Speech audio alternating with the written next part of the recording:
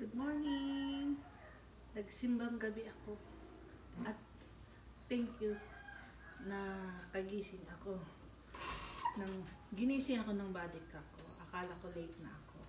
Kasi nagsisimula naman ang pagsimba dito, ang mass 4:30. Maglalakad na lang sana ako kanina kasi walang masakyan. Pero merong nagpasakay sa akin, pero siyempre nagbayad din ako. Yan guys ang aking peg. Yan. Sa pag sisimbang gabi kailangan mabuo sana natin 9 days.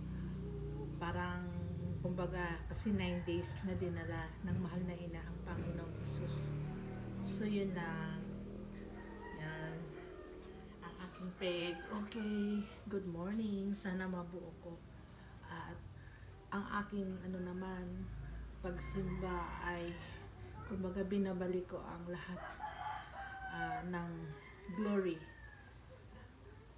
sa ating Diyos na ipinadala niya ang Panginoon Jesus sa atin sa sangkatauhan sa pamamagitan ng mahal na ina. So yon ang aking una-unang simbang gabi, at saka sa mga